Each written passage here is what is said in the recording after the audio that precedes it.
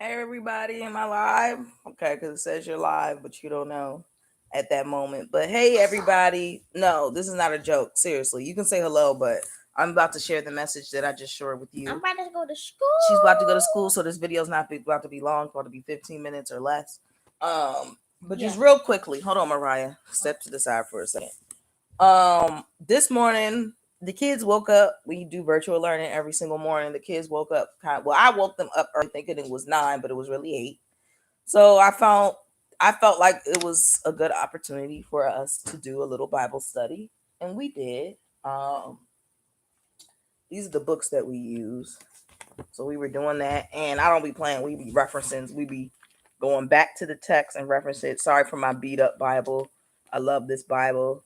Um, I got this Bible where it says it came from. So I've been through some places, but you just know that the Lord can and will get you out of them. And I'm still using it to this day because this baby right here got me through some things. And so I ain't dropping it. I tape it back together and everything. Because this is my baby right here. And it's very clear. It's very clear. But this is what we were using. This is the other book. It's created by Annie, Dear God, Little Prayers. You want to pick it up for your kids. But yeah. So the first thing that we had to go to and reference to, I'm not gonna read you the short story, but I will read you the verse because it came over me and I got a download from God. And when I get them, I'm gonna come on here and share them with y'all because it's only right. It's only right. So the Lord has really been speaking to me through Isaiah. Isaiah has been my man this week. I've been getting he started me off with Isaiah 65, and then we in the 40s right now. The 40s is really, really mind-boggling and just so comforting. So he started us with Isaiah 41, verse, what was it, 10? And listen to this, y'all. This really got me off my feet and had me feeling some type of way because I've been hearing my name in the streets, and this is what I gotta tell y'all for the people in the streets. That's why I be telling people, don't mess with me. Like, I really am favored. I am love. I am God's child. It's not a joke. I don't play games like that. I know. He's brought me through a lot. Okay. So I'll never take that away from. I don't care what I do tomorrow or what I do today. It could be ignorant, but I know who my creator is at the end of the day. I've been lost, but I surely have been found. So let's get into this word real quick. Isaiah 41, chapter 41, verse 10. It says, and this Bible's clear cut. It's word for word. It ain't like the James version or the NIV. It's like straight word for word. That's why I like it. He says, don't worry, I am with you. Don't be afraid. I am your God. I will make you strong and help you. I will support you with my right hand that brings victory. Look, some people are angry with you, but they will be ashamed and disgraced. You hear me? And your enemies will be lost and disappear. They will disappear. That's how ashamed they'll be. They're going to get, as they should. You will look for people who were against you. I don't see that happening, but I do in a sense because my heart's so big. I'll be forgiven and I'll be like, man, let's let bygones be bygones. Some people don't rock that way. And more respect to them. You gotta respect it and accept it. But you will not be able to find them. Those who fight against you disappear completely. I am the Lord, your God, who holds your right hand, and I tell you, don't be afraid. Don't be afraid. Don't be afraid of nobody out here. And I've always moved like that. I don't fear nobody but God. It's really real. People of Israel, descendants of Jacob, you may be weak and worthless, but don't be afraid. I will help you myself. Those words were so comforting. Like, it just made me be like, I don't gotta worry about no people on this earth. You don't have to worry about them, especially if they're in the walking in the will of God or Christ. They don't have that anointing. You don't need to be worried about them. God is going to handle that. He said myself. So that's enough confirmation and word for me. Then we went to hold on. Okay, thank you. Yes. Yes is another. Yes, Jeremiah. Okay. feels it. Yes, mommy is on to something. I feel healed after, I feel healed, after that Bible word. See, and a child must lead the way. Let's go into this second verse. Let's get into this second verse. So, with that being said, let's let Jeremiah calm down a little bit because we can't hear Jeremiah. People still trying to hear me. So let's go to. I had to tell my daughter I'm teaching my daughter how to find the chapters and all that.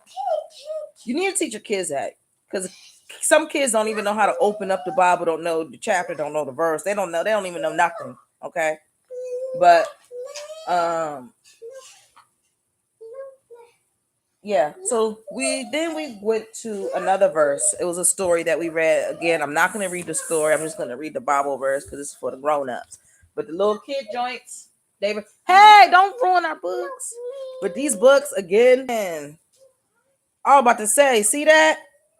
Because I'm giving the word now. The connection want to get unstable. Let me hurry up before they try to cut me off. So we're on Job chapter 1 verse, was it 21? Yeah, chapter 1 verse 21, I think. Oh no, that's where I started, but the Lord led me to a whole nother verse that wasn't even referenced out of the book. I just started reading, and the title was Satan Bothers Job Again. And that got to me because I know people always feel like Satan is just after them. Like they're just like, when is he going to let up? When is he going to leave me alone? Like, or you just feel like all this bad stuff keeps happening. Like, why? Like, God, why is this happening to me? I'm about to tell you why. Okay, so it says Satan bothers Job again. Then another day came for the angels to meet the Lord. And this is chapter 2. I'm just going to probably read down probably the chapter. So chapter 2, verse 10. Again, I'm going to start over because I know I'm rambling and I want people to get this message. I want it to be clear. So it says, then another day came for the angels to meet the Lord. Satan joined them for this meeting with the Lord. So the Lord and Satan be working together. That's what I peep. But check this out. It's always for our good, and it's always to see where our heart is. The Lord, okay, where have you been? Satan answered the Lord. And this is Satan's response. Just so you know. Okay. I've been roaming the earth, going from place to place. He sounds like a pest. Like, boy, you don't have nothing else to do. You sound like, you just sound annoying. Like, So then the Lord said to Satan, have you noticed my servant Job? There is no one on earth like him. He is a good, faithful man. He respects God and refuses to do evil. He is still faithful, even though you asked me to let you destroy without reason everything he has. Satan answered, skin for skin. A man will give everything he has to protect himself. I swear if you attack his flesh and bones, he will curse you in your face. So Satan is basically like, watch this. If I mess with this man's skin and make him feel in pain, I bet you he'll curse you in your face. Ain't nobody that's faithful in that's what Satan's point was to prove. He was always trying to prove to God, like, these people don't believe in you. These people don't trust you. These people don't really love you. That's what Satan's job was. And God was like basically like, so God was like, so the Lord said to Satan, all right, Job is in your hands, but you are not allowed to kill him. He was like, all right, I'll let you mess with his skin, but don't kill him. Don't kill him. So then Satan left the meeting with the Lord and gave Job painful sores all over his body from the bottom of his feet to the top of his head. Job sat on a pile of ashes where he was mourning and used a piece of broken pottery to scrape his sores. Ooh. Ugh, that doesn't even sound sanitary or safe, but you gotta do what you gotta do. But anyways, his wife said to him, are you still holding on to your faith? Like, boy, she's looking at him like, you're still believing in God after all of this? Like, look at you. I wouldn't. Basically, she's like, you're still holding on? Like, why? Which is wrong. You know, and if your wife is asking, is testing you like that for the Lord, it's time to let her go. Side note. But she's like, you're still holding on to your faith? Why don't you just curse God and die? Wow. And then Job answers, you sound like one of those fools on the street corner. Basically, girl, you sound like you for the streets. You sound like you for the streets, girl. That's what Job said. He told his own wife, like, you sound like you belong to the streets, talking like that against my Lord.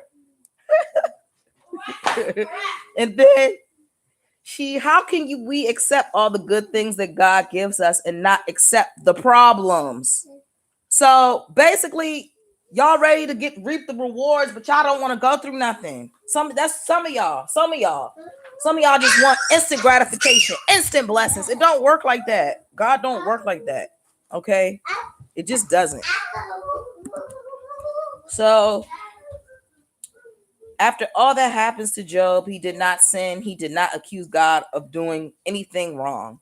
And if you continue the story, you'll see why Job is favored and why he's one of God's servants. Thank you for listening. I hope that word helped you. It definitely helped me and got me inspired today. Got my children feeling good. My son was in the background screaming, talking about yes, yes, yes. He has autism and is very selective with his words. So he even felt it. He felt the presence. So if he can, you definitely can. I hope this helps somebody. It definitely taught myself as a woman, you don't test your man. If I have a husband, I'm never going to tell him, you're still believing in God. You don't do that. That's why you need a woman that's really strong in her faith. Okay, because if she's not, she gonna lead you down. She gonna. Women are sneaky. They're sneaky, dog. But they not are. her. But not her. No, not me. I once was. I'm not even gonna hold you, but these women, these new age women, they snakes.